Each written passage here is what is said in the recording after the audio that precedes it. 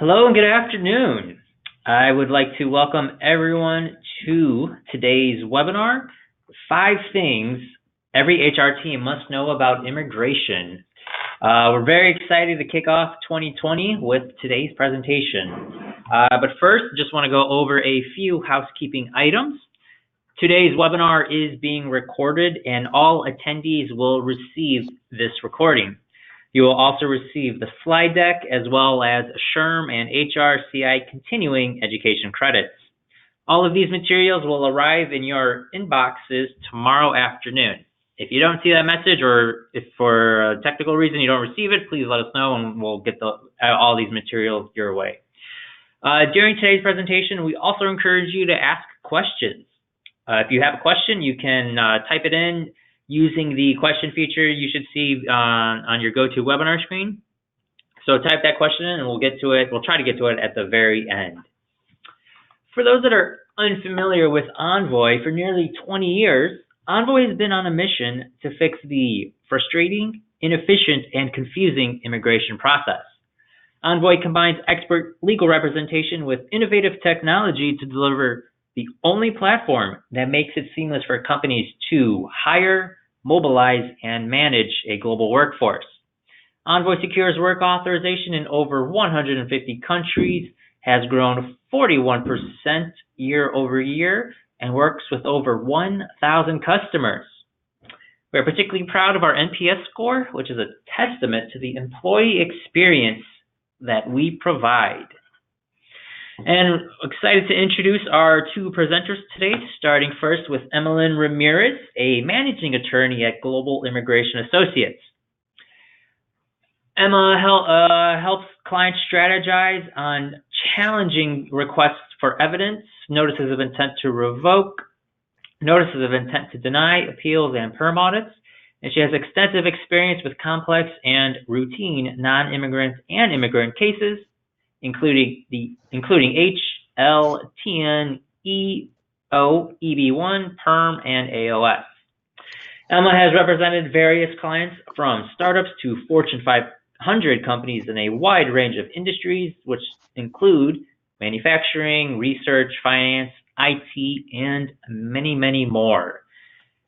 And I'm also excited to introduce Lindsay DeJohnson, the Vice President of Human Resources here at Envoy Global. Lindsay is responsible for directing all aspects of the employee lifecycle. She is an experienced HR and recruiting professional with over 12 years of recruiting and HR experience in fast-growing, highly competitive industries. In her role at Envoy, Lindsay leverages data-backed decisions to effectively attract, grow, and retain the best talent possible for the organization.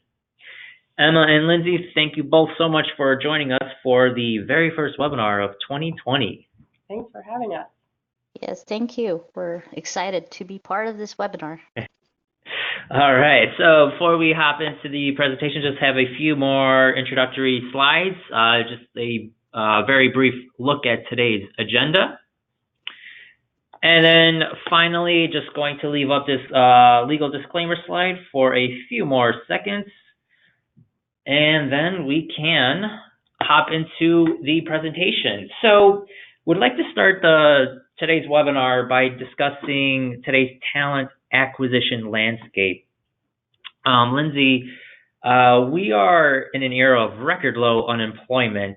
My first question is this one of the more challenging recruiting landscapes you've seen in your career? Yes, I think every year there's something that comes up as, all right, this is different or new. Almost every article I read about HR touches on this exact topic, which outlines how C-levels continue to express concerns on this, and companies are shifting how they think at a larger scale how to accomplish given these new challenges. Mm-hmm. In addition, HR and recruiting teams must shift on how they think about talent and educate managers on this same topic, whether it's about the location or their compensation expectations, hard and soft skills. The need for talent is increasingly tightening. And as we jump into the next slides, the complexity to deliver on these needs takes on different forms depending on the stage of the process both for the candidate as well as soon-to-be employee. Yeah, and just to really reiterate the challenges, the survey from Deloitte, I mean, finding qualified experienced hires, 61% of respondents said that's it is one of the biggest challenges in recruiting. Anything in particular about what else we're seeing on here surprise you, stand out, or is it pretty much in line with, what you've been seeing in the last year or 2 years? Yeah, I think what I like about this, I think, is the way the question is posed is really the answer is yes, all of the above. The other answer that I'm sure HRs and recruiters will have is, well, it depends on the day. And one challenge that recruiters and HR sometimes get caught up in is kind of keeping up with the Joneses mindset, especially when the pressure to succeed is coming from now all around. It's C-levels, it's managers, it's other stakeholders, and obviously it's the market and the candidate expectations that continue to put this pressure. And what we all know that in recruiting and HR, you are most successful when you plan and prepare. As a former recruiter myself, you try to control everything that you can, but the reality is there are things that are out of your control. One thing that every recruiter and HR professional knows is to ask the question, where are these candidates? And so perfect timing. We know that let's shift that question a little bit and say, we know the candidate and the talent does exist, so what do we need to do to get them to us? And that's where we can dive in a little bit further here. Let's dive in. Let's dive into the 5 things every HR team must know about immigration, which is where we can find some of that talent. So, number 1, it's a must-have in today's environment. And why, Lindsay, are we saying that it's a must-have? Wow, gosh. It's kind of a statement of the obvious, but again, knowing that all these pressures are there, what is something that we can alleviate? Well, it's ensuring that we are opening ourselves up to as many talent pools as possible. I know talent pools is a little bit of an old-fashioned, in the last 5 years, word that's kind of not going out of shape, but just thinking differently of where talent exists. So we have to open our eyes up to all different talent and where it is and where it's trying to go. And thus, foreign talent is a complete part, helps complete your view of the talent landscape. Right. And it is so important that in our 2019 Immigration Trends Report, of all those surveyed, 95% of employers said that sourcing foreign talent was important to their talent acquisition strategy. So again, just reiterating that part. So as we move along here on this next slide, again, just another representation showing the unemployment rate and why immigration is becoming such an important part in that talent acquisition. I think everyone knows just how low the unemployment rate has dropped. So moving along to our number 2 item, it's important to do it right, and that by it's immigration. So Emma, I'm going to turn to you for this one. So what are some challenges when it comes to hiring foreign nationals in your expertise? Sure. So it's really the seeming complexity of the immigration process, right? That could be challenging for first-time companies that has not done it before.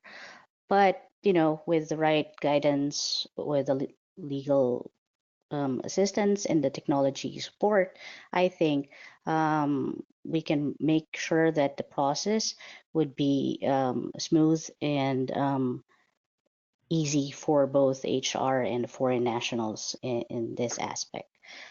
In this regard, we just want to make sure that HR and all the stakeholders are also aware of the current immigration landscape that we're facing at this point, right?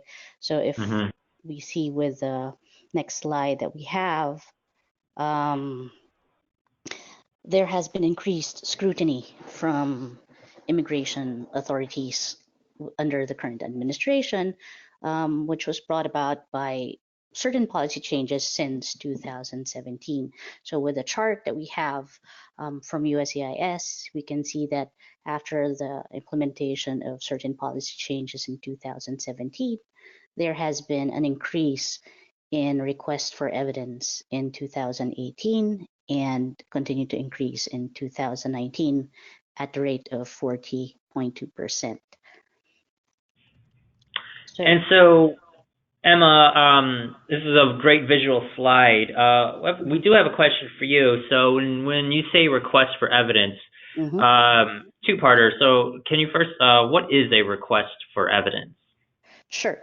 So a request for evidence is one that's issued by USCIS asking for more information on a filing than what is the minimally required, right? So it will involve more providing more information and documentation from both the company and the foreign national. What this signifies, though, is that it shows the type of scrutiny that USCIS is now applying to case filings. So it is more, the more that HR and businesses should be more aware of immigration compliance matters in regard to starting immigration cases. Yes. So Emma, then with rising RFE rates, does that really highlight just the importance of doing immigration the right way, given the higher scrutiny?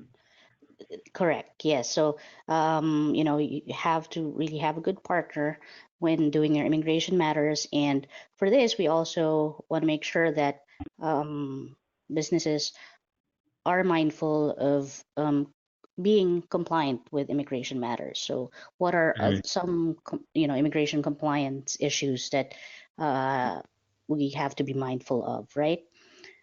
First would be maintaining appropriate record.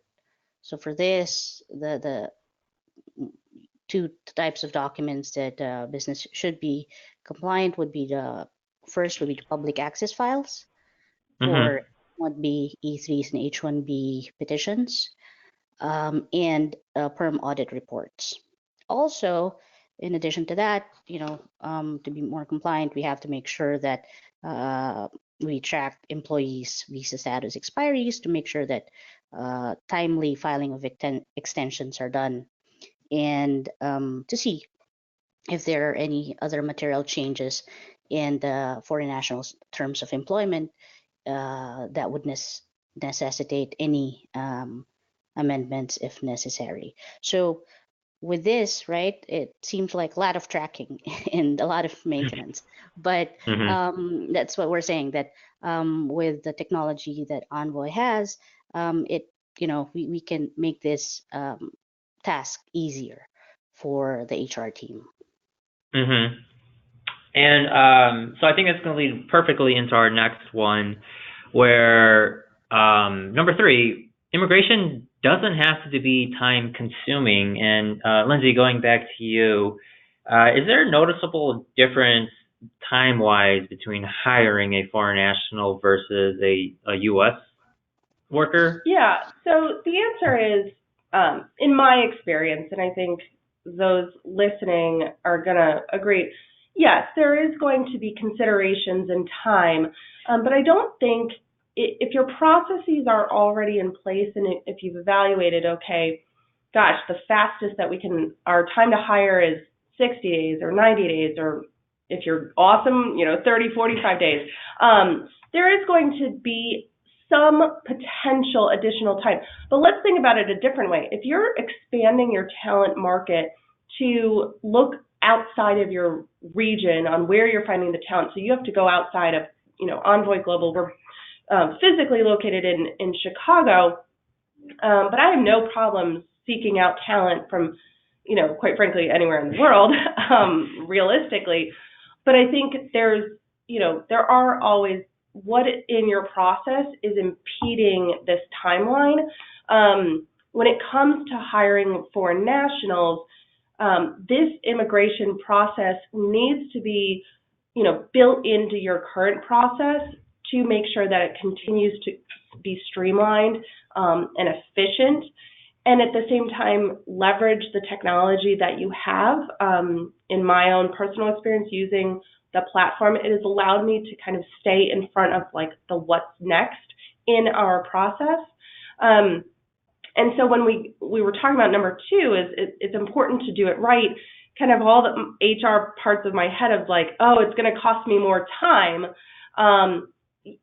There may be that, but just think about your own process, and it does not have to be time consuming at all, because leveraging technology, looking at your current processes, can shift the overall, result of being minimally impacting your ability to hire this person. And so then shifting to the attorney perspective, Emma, what goes on here? I'll start with this one. What are typical hurdles you see that may make immigration so time consuming? Certain immigration process, especially the green card process, can be a lengthy processing. So for that, there are mandatory period requirements that we have to follow, and we have to wait. So that could be the time-consuming portion of it. But in the meantime, if we're looking at non-immigrant visas for foreign nationals to be able to assume employment while waiting for the green card, then that's something that there are some options for expedited processing with the government. So although the regular processing can be a few months wait, but there are certain petitions that can be filed by premium processing for a shorter wait time. I see. So now I want to open up this question to both Emma and Lindsay. What role does communications play in this time factor? Let's say an organization that doesn't have a great communication system in place, Emma and Lindsay, can that hamper the immigration process? Yes. Straightforward. Yes, I think it can. You've got, again, looking at the hire of an employee, foreign national or not, you look at who's involved. So it's the candidate, the recruiter, probably HR, probably finance, and then immigration involved. You've got your legal, and you've got the team involved, and then maybe you've got higher level managers, like the people that are like, I need this talent here now. So there's a lot of people to let them know, like, what is the next step? What is the hurdle? What can we do to get these things moving faster? Setting those expectations, as Emma alluded to, is like some things have statutory requirements on what has to be done. And so just outlining that, what's available, but also centralizing a communication point, whether it's, in the Envoy app, we've got this communication center where it creates some visibility. But you do have to know your own process and potentially make tweaks to it. I'm rambling here, but yes, it's kind of like a yes, but scenario. Emma, how, for communication, just from your side of things, how big a difference does it make to have that, like, a transparent communications tool in your toolbox to communicate with the employer or the foreign national? Yep. As Lindsay mentioned, it does help with setting expectations, right? Especially for those who does not have much experience with it. When we have all parties aware of the steps and the timeline that should be expected with processing, that can definitely help business better plan for the talents and when to expect the talents to onboard. And at the same time, it help avoid anxiety on the part of the foreign national because they are aware of what are the next steps and what's to expect and how long to expect it. Right. Interesting. So moving along to our number 4, immigration can give your company a competitive edge. So very general question here, Lindsay, but how is this possible? How can immigration give companies a competitive edge? Sure. So not to get too philosophical here, and I don't really have the data to reference on this, but my hypothesis is that if you're looking from a diversity and inclusion perspective on this, you know, if you build the mechanisms internally for sponsoring foreign talent, my hypothesis is the more inclusive your work culture will become, and inclusive and diverse. And that can be a competitive edge when you're looking for talent, because people want to work in that environment, an inclusive,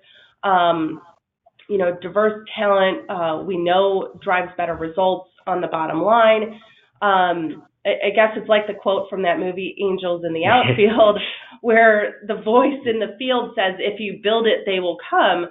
And I won't go into the nuance of the quote, but if you build the mechanisms internally for that foreign talent, and that is one of your initiatives to become more diverse and more inclusive, that is a driver, and again, can set you apart in the competition for this talent. Mm-hmm. And there was a McKinsey report that came out that said, and this is alluding to what you just discussed, was inclusive organizations outperform non-inclusive organizations by 35%, in a huge number. And then this chart here from Glassdoor, amongst job seekers or employees, 67% said that a diverse workforce is important when considering job offers, and then 57% think their company should increase diversity. So really, again, just highlighting how immigration can help companies become more inclusive and diverse. Yep. So that's going to bring us to our 5th and final thing every HR team must know about immigration, and that's that it shouldn't be a one-size-fits-all approach. So, Lindsay, what do we mean here when with like a one-size-fits-all approach when it comes to immigration? Because companies are all sizes, but what exactly are we alluding to here?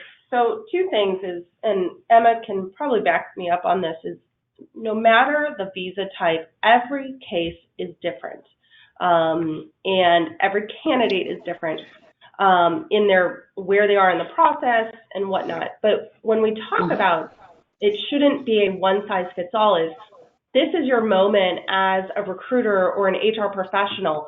You know your business. You know what drives your culture. You know what is best from processes. How does change happen if you want to change a process or implement something?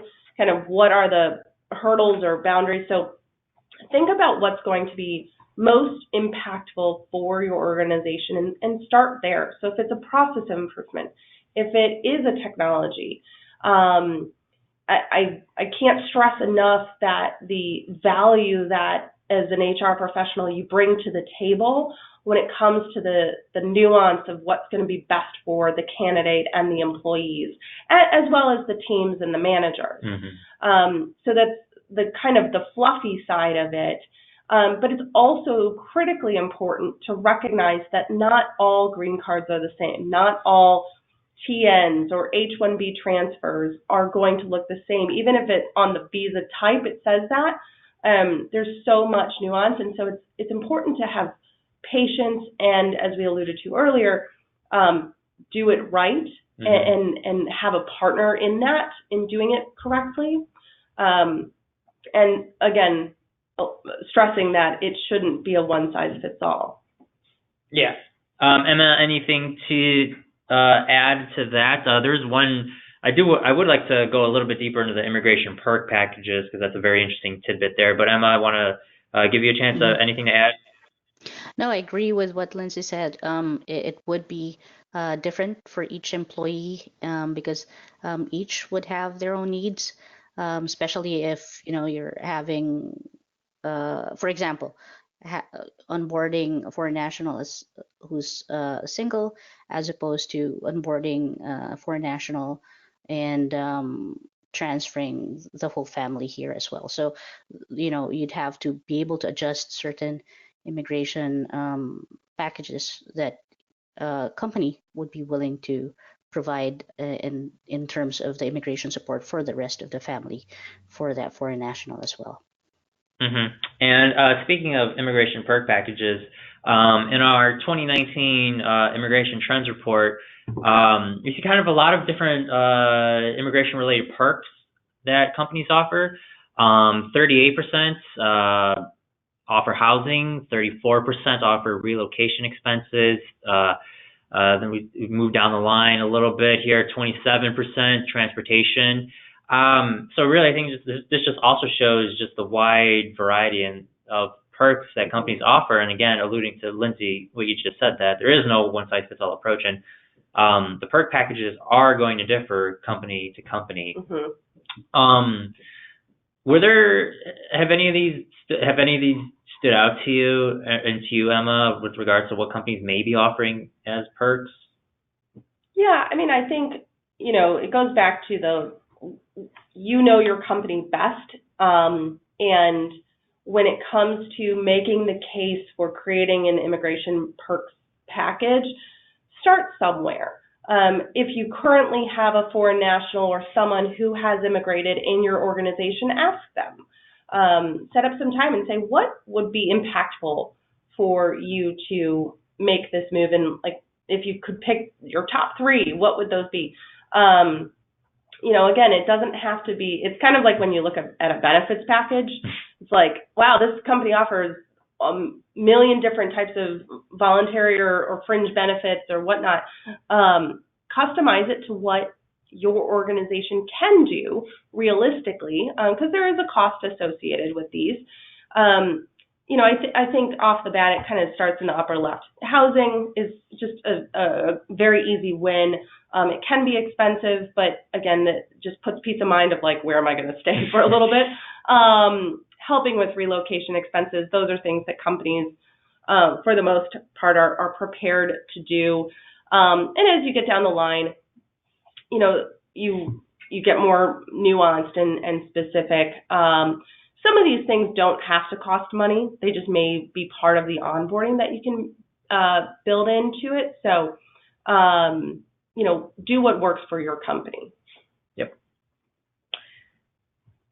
And that is going to lead us to our, we'll wrap up the 5 things that every HR team must know about immigration. But our final remarks, and then opening up the floor for audience questions. I know we discussed a lot, but Emma, Lindsay, any final remarks that any of our attendees listening can take away from today's session, very early in the year, obviously. So what can our attendees take away regarding these 5 things? Sure. So I would say it kind of goes back to, if you don't know where to start with within this, start somewhere.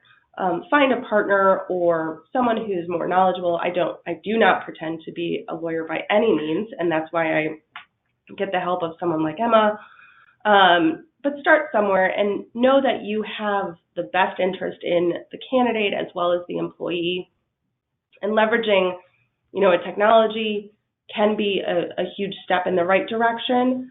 But it is also, as we mentioned, really important to do it right and to be aware that there are, facets set up, but it is, really required. As we said, 95% of employers are looking at foreign talent as part of their overall talent acquisition strategy. It is now just kind of the standard of operating in how you meet the business needs with such a tight labor market. Emma, anything to add?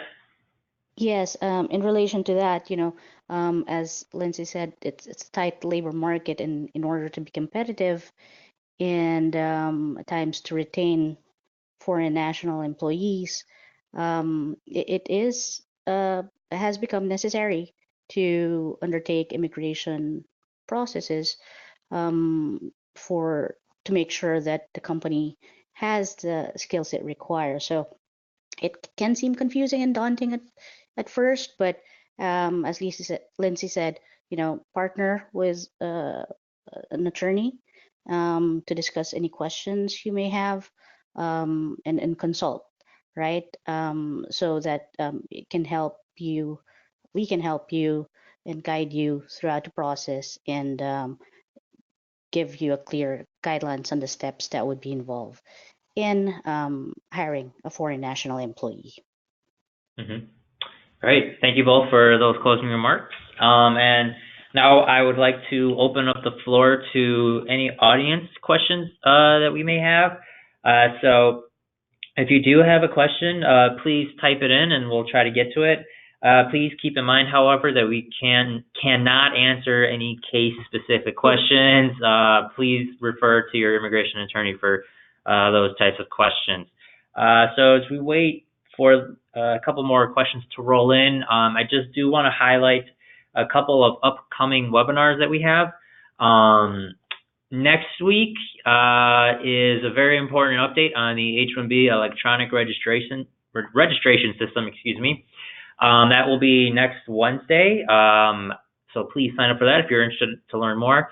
And then next Thursday, we will be discussing Canada with our partner Mob Squad. And then the week after that, January 22nd, budgeting for immigration in 2020. So when you receive this slide deck, you can click those individual links to sign up, or if you are very eager to sign up, you can head to that link below and you can register for our upcoming webinars. And then finally, or not finally, sorry, please subscribe to our mailing list to receive these webinar invites and more. And then finally, we have the SHRM and HRCI continuing education credits. If you wish to copy them down at this moment, again, you will receive these tomorrow in the follow-up email as well. So, got a couple questions coming in here. Just give us a moment to vet it, and then we can get to it. So please excuse any awkward silences.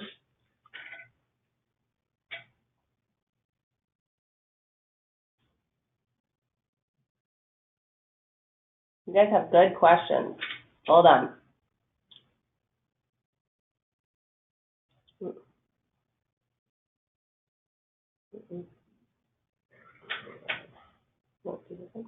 Okay. So, Lindsay, one question that came in is, can you give some examples of what cultural assimilation would include? Sure. So this, I think, is just going to look at a couple of things. So you probably have, hopefully, some sort of onboarding, right? And we always look at what is onboarding. It's learning about, what your company does, what your team does, what the job is. Add another factor to that is like, what are, the culturally acceptable behaviors in the company? If you're lucky enough to have other foreign nationals that may be of the same nationality or speak a similar language, that could help. Language training could be part of that cultural assimilation. There are consulting firms out there that do cultural assimilation, but I think if you start simply and say, we need to make a note and say, we have lunch together as a company every Wednesday, please join us. And just getting them more and more involved. I think that's also a conversation that you need to have as an HR with their manager, because it's HR's job to help guide that, but their manager needs to be fully aware of that as well, because those may impact their ability to kind of get acclimated. So if there's people in the organization of similar experience or language, but kind of going through that next further step with the manager on how they can be invited to team events or lunches. I know that's very high level because I would always reference maybe a consulting firm, but build it into your onboarding experience. And I think it's applicable to anybody as well. That's where I'd start. Perfect.